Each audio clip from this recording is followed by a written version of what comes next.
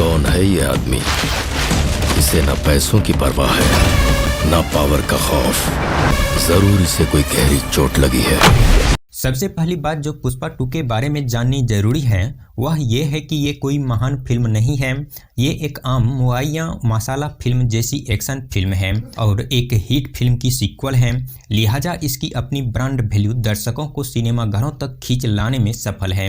किसी super hit film का sequel बनाना आसान नहीं होता, खास तौर से तब जब कहने का कोई खास बात न बची हो।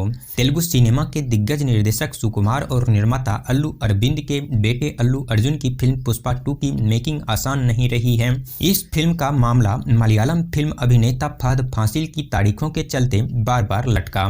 फिल्म पुष्पा 3 द रैम्पेज के ऐलान के साथ खत्म होती है और इस ऐलान से पहले ही निर्देशक सुकुमार ने फिल्म की सारी कमजोर कड़ियां किनारे लगा दी हैं। पुष्पा राज ने पिछली फिल्म पुष्पा द राइज में नारा लगाया था, मैं झुकेगा नहीं साला। अब की बार उसने ऐलान किया, मैं हरगी से नहीं झुकेगा।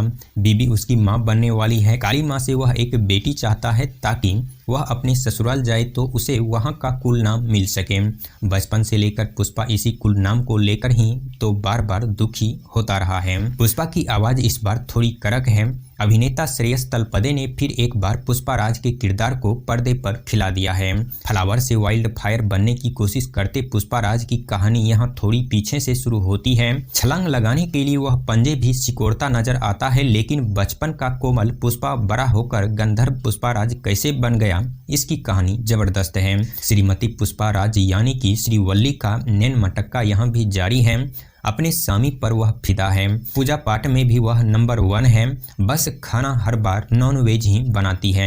श्रीवल्ली को सुकुमार ने घरेलू बीबी बनाया है और फिल्म में समांता रूथ प्रभु की कमी पूरी करने के लिए इस बार श्री लीला को आइटम गर्ल बनाया गया है। समांता जैसा ना तो नमक उनमें है और ना ही उन जैसी चपलता। मामला किसी के कसम भरकर लाल चंदन हो गया। फिल्म की सबसे कमजोर कड़ी ये गाना ही है। फिल्म पुष्पा द रूल यानी पुष्पा 2 की कहानी को जिस तरह सुकुमार पिछली बार विदेश से समंदर के रास्ते रेखा चित्रों के जरिए लाल चंदन के जंगलों तक लाए थे, वैसा ही रिवर्स स्विंग इस बार की कहानी में भी है।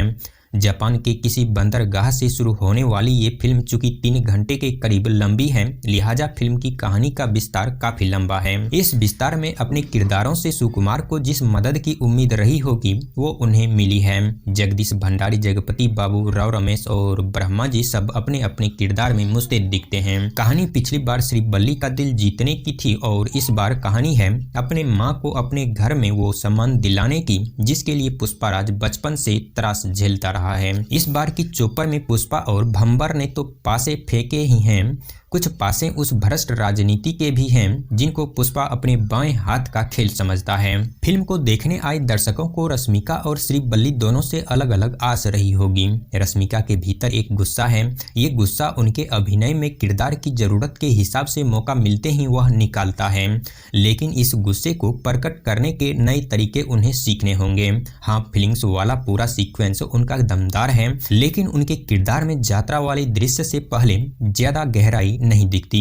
यात्रा वाला दृश्य, उसके बाद लगातार आने वाले 2 गाने और उसके बाद काली के रूप में अल्लू अर्जुन का तांडव नृत्य फिल्म का सबसे सफल सीक्वेंस है। और इसके बाद भतीजी को बचाने निकले चाचा का क्लाइमैक्स वाला एक्शन भी तालियां बटोर ले गया। दर्शकों को श्रीलीला में समानता जैसी किसिक पूरी होने की कसक जगी थी, लेकिन उनका किसिक सॉन्ग ज्यादा जमा नहीं। फिल्म की तकनीक टीम में संगीतकार देवी श्री प्रसाद ओवर कॉन्फिडेंस का शिकार नजर आते हैं। उनकी हिंदी पर कमजोर पकड़ भी इस बार उजागर हो गई है। फिल्म बनाने वाले को भी डीएसपी की कमजोर रिलीज से पहले नजर आ गई होगी, इसलिए फिल्म के बैकग्राउंड स्कोर में एस थमन और सैम CS की मदद भी ली गई है। फिल्म की तकनीकी टीम में जिस एक शख्स की तारीफ करने का मन बार बार होता है वह है पोलैंड के मूल निवासी cinematographer Quba brokerage Miroslav. Film का प्रोडक्शन डिजाइन काफी रंगीन है। प्रीतशील सिंह ने अल्लू अर्जुन के गेटअप का काबिले तारीफ काम किया है। नवीन मूली का संपादन बेहतर होता तो फिल्म कम से कम 20 मिनट तक कम हो सकता था। साउथ सिनेमा में इस साल हनुमान ने जिस होशियारी से से सिनेमा को साधा, उसे नाग अश्विन कल्कि 2898 एडी में आगे बढ़ाया और अब आ गया है पुष्पाराज अपने इलाके और बॉक्स ऑफिस पर रूल करने के लिए। कुछ हटके दिखाने के चक्कर में सुकुमार ने कुछ ऐसा दिखा दिया है कि उसे देखकर आप सोचने पर मजबूर हो जाएंगे कि आखिर ये पॉसिबल कैसे है।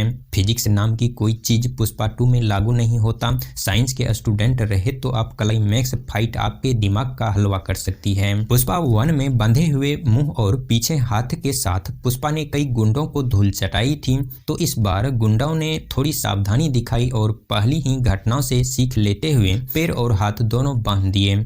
लेकिन पुष्पा तो पुष्पा है, वो ना तो झुकेगा और ना ही रुकेगा। उसने उसी बंधी हुई अवस्था में उड़ उड़ कर गुंडों को मारना शुरू कर दिया। कम से कम 10 लोगों को तो इसी तरह मारा ही होगा, शायद 20 को भी मारे होंगे। अब अगर आप सोच रहे हैं कि पुष्पा के हाथ और पैर बंधे थे तो वो उड़ उड़ कर मार तो रहा था, लेकिन किस हथियार से?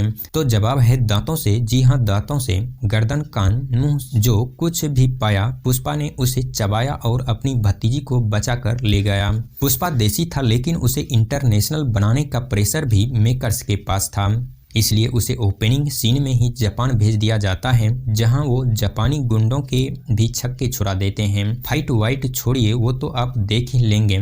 एक बात बिल्कुल भी समझ नहीं आई कि पुष्पा 40 दिनों तक किसी कंटेनर में बैठकर अंधेरे में समुद्री रास्ते से जापान जिंदा कैसे पहुंचा। तो इसका फिल्मी लॉजिक है कि वो पुष्पा है, कुछ भी कर सकता है। लेकिन एक बात समझ नहीं आई कि उसने क्या खाया होगा और डेली रूटीन वाले काम कैसे निपटाए होंगे। यहाँ तक तो सब सही है, लेकिन पुष्पा ने अंधेरे में जापानी स्पीकिंग कोर्स का किताब से कमाल की जापानी सिर्फ 40 दिनों में ही कैसे पढ़ लिया। इसके अलावा भी कई बेहद इलॉजिकल चीजें भरी पड़ी है फिल्म में, लेकिन इन इलॉजिकल चीज़ों को भी जादू की तरह पेश करने में माहिर सुकुमार ने कमाल किया है। वो कमाल उन्होंने टेक्नीशियन और बैकग्राउंड म्यूजिक के सहारे किया है। असल में फिल्में समाज का आईना कही जाती है, लेकिन एक बात ये भी सच है कि दर्शक अपनी रोजमर्रा की चीजें से उबकर कुछ ऐसा देखने की ललक लिए बैठा रहता है जहां उसे सिर्फ और सिर्फ इंटरटेनमेंट दिखे। यही एंटरटेनमेंट सुकुमार ने अपने टेक्नीशियन की टीम के साथ मिलकर दे दिया है, जहां जैसा बैकग्राउंड म्यूजिक चाहिए वैसा इस्तेमाल कर इमोशंस जगाने का काम बेहतर तरीके से किया गया है। इसके अलावा VFX स्पेशल इफेक्ट्स इतने शानदार हैं कि सब कुछ ओरिजिनल लगता है। तो अगर कल्पना को ओरिजिनल जैसा दिखा दिया जाए तो कहानी बढ़िया हो जाती है। सुकुमार ने अपने नरेशंस के साथ फिल्म को ब्लॉकबस्टर बना दिया है।